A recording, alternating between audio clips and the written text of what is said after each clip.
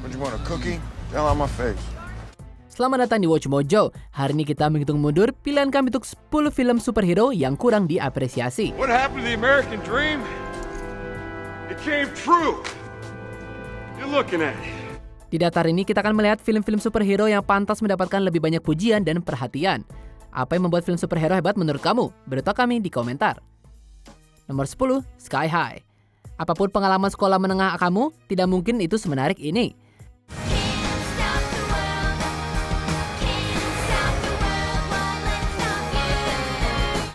Sky High adalah tentang sekolah pahlawan super yang kebetulan mengambang di udara. Ketika pahlawan super muda Will Stronghold mulai mengembangkan kekuatannya, dia kehilangan kontak dengan dirinya yang dulu dan juga teman-temannya. I got my powers today. Yes, we know. The principal called. Okay. Look, it's not as bad as it sounds. It's actually a really funny, great story. You nearly destroyed the cafeteria. Yeah, Mom. Tapi dia akhirnya belajar bahwa tidak diperlukan kekuatan khusus untuk berada di sana untuk orang-orang yang kamu cintai. Dengan naskah yang cerdas dan penampilan luar biasa dari aktor seperti Kurt Russell, Mary Elizabeth Winstead, dan Cloris Leachman, Sky High mendapatkan nilai tinggi. The kids who get bit by radioactive insects or fall into a vat of toxic waste, their powers usually show up the next day. Or they die. Nomor 9, Kick-Ass. Sebagian besar film superhero terjadi dalam jenis realitas yang berbeda, di mana hal-hal seperti gigitan laba-laba dapat memberi kamu I always kekuatan. wondered why nobody did it before me. I mean, all those comic books, movies, TV shows. You'd think the one eccentric loner would have made himself a costume. Kick-Ass, sebuah adaptasi dari komik dewasa Mark Millar dan John Romita Jr., membayangkan seperti apa jadinya jika seseorang tanpa kekuatan menjadi superhero, bertopeng.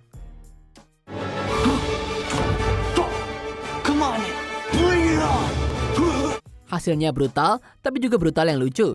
Itu juga penuh dengan karakter yang mengesankan, termasuk peran Chloe Grace Moretz sebagai hit girl dan juga Nicolas Cage sebagai ayahnya. See, we like you, but we don't trust you. Don't take it personal, though. We don't trust anybody. Ini bukan jenis film superhero yang kamu ajak anak-anak kamu, tapi untuk orang dewasa, Kick-Ass memang benar-benar Kick-Ass. Nomor 8, Megamind. Film superhero menempatkan orang ke dalam kelompok seperti pahlawan dan penjahat, tapi kenyataannya jauh lebih bernuansa dari itu. We all know how this ends, with you behind bars. Oh, I'm shaking in my custom baby seal leather boots. Sementara Megamind bukanlah film yang sangat serius tentang apa artinya menjadi seorang pahlawan, itu sangat menghibur juga tapinya. Ketika penjahat super Megamind mengalahkan musuh pahlawan supernya, Metro Man, ia jatuh ke dalam kebiasaan depresi. Is something wrong, sir? Just think about it. We have it all. Yet we have nothing. It's just too easy now. Untuk mengatasi ini, dia menempa superhero baru dengan DNA Metro Man. Tapi itu menjadi bumerang dan sekarang Megamind lah yang harus menyelamatkan hari. I can't believe you. All your gifts, all your powers, and you squander them for your own personal gain. Dengan karya suara yang bagus dari Will Ferrell, Tina Fey, Jonah Hill, dan Brad Pitt, dan juga banyak lawakan lucu, Megamind adalah film superhero animasi luar biasa.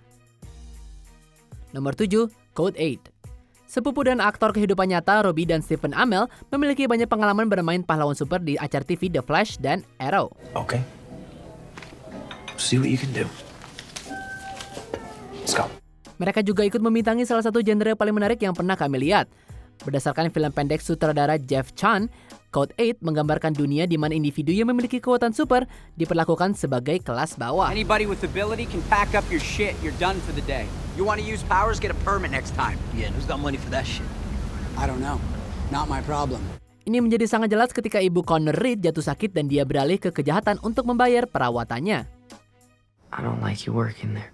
I don't like it either, but until that money tree blooms in the backyard, we don't have much of a choice. Sementara banyak film superhero penuh CGI yang mengesankan tapi ringan dalam perasaan, Code 8 berhasil menghemat anggaran tapi kaya akan emosi. Nomor 6, Batman vs. Robin.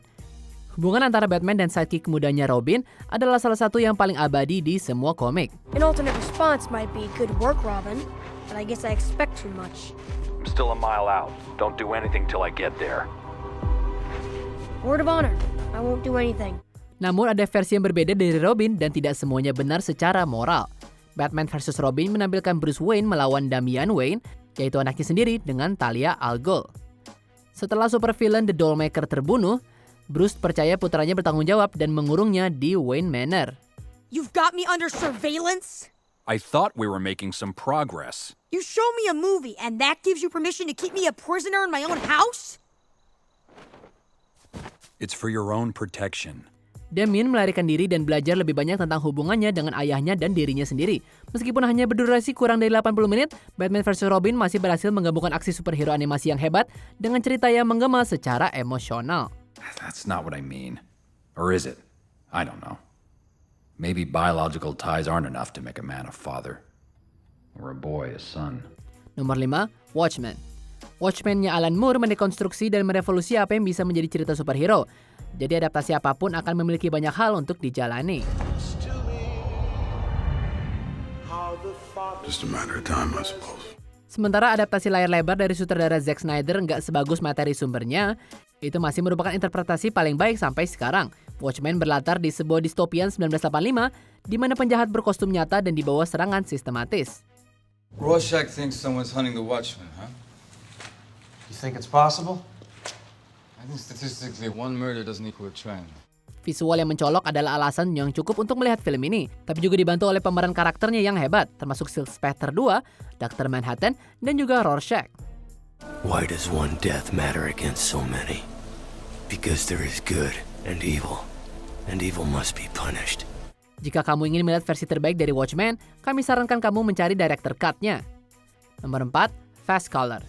Apakah menurut kamu sebagian besar film superhero terlalu besar untuk ditonton dan terlalu ringan untuk dipertaruhkan secara emosional? What does that mean? Figuring some things out. Jika iya, kamu mungkin akan suka Fast Color, jenis kisah superhero yang lebih intim dari sutradara Julia Hart. Gugum Bhatta Rao berperan sebagai seorang wanita tanpa rumah dan punya kekuatan yang menghancurkan. Setelah percobaan penculikan, dia berlari pulang ke ibunya yang terasing, serta putrinya yang telah melupakannya setelah bertahun-tahun berpisah. We're not superheroes, Lila. We're just trying to get by. But what if there's more? Trust me, there's not.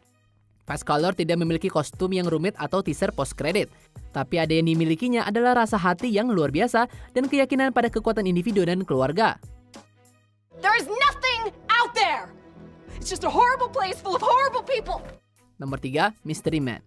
Tentu Avengers dan Justice League mungkin lebih mengesankan dalam hal kemampuan sebenarnya. Tapi dalam hal memberikan tawa, nggak ada tim superhero yang bisa menandingi Mystery Man. Did you hear that?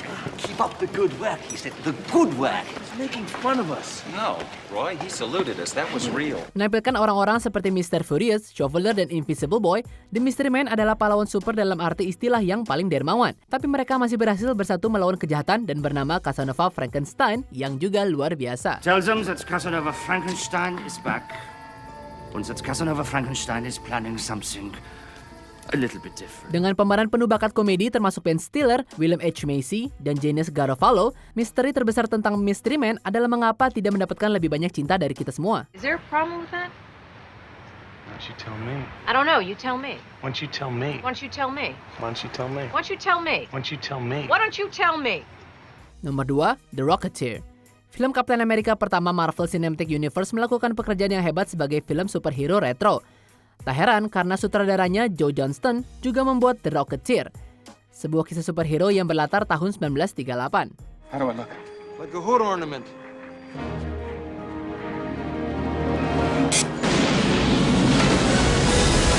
Sebuah penghargaan untuk serial film lama, The Rocketeer bebas dari sinisme dan penuh keajaiban, terutama dalam desain produksi yang indah dan skor yang sangat menyenangkan. Billy Campbell berperan sebagai pilot akrobat yang menemukan paket jet yang sudah diisi dan mendapati dirinya menjadi sasaran beberapa individu yang berbahaya. Where is it? Where's what? A rocket. Sure you got the right house? Dibintangi bersama Jennifer Connelly dalam peran awal, The Rocketeer memotret bulan dan mendarat di hati kita. Prepare yourself for a shock. I'm the Rocketeer. The Rocket who? Oh, for crying out loud. Haven't you read the papers? No, I've been working all day. But look, it's them. Sebelum kita lanjutkan, pastikan untuk berlangganan ke saluran kami dan tekan tombol bel untuk dapatkan notifikasi tentang video terbaru kami. Dan kamu bisa dinotifikasi di semua video kami. Jika kamu menggunakan handphone, pastikan ke pengaturan dan aktifkan notifikasi. Nomor 1, Dredd. Judge Dredd yang dibintangi Sylvester Stallone sangat mengerikan. Come on, give me a break, Judge Dredd. Dredd? God. Tapi jangan reputasinya menakuti dirimu. Dredd adalah salah satu film superhero tahun 2010 yang paling diabaikan karena nggak adil. Mengenakan helm Dredd adalah Karl Urban yang bisa untuk membuat karakter bulat dengan sebagian besar wajahnya dikaburkan. Dan dia memiliki pasangan yang baik yaitu sidekick sesama hakim Cassandra Anderson, dimainkan oleh Olivia Trilby. You ready, rookie? I am. Your assessment starts now. Dredd berat pada kekerasan tapi masih berhasil menggetarkan di mana begitu banyak film lain yang membosankan. Meskipun mungkin tidak mendapatkan haknya ketika pertama kali dirilis, Dredd telah diangkat sebagai contoh film superhero yang hebat. This block operates under the same rules as the rest of the city. Mama is not the law. I am the law. Apa kamu setuju dengan pilihan kami? Jangan lupa subscribe ke Watch Mojo dan nyalakan notifikasi untuk semua video kami.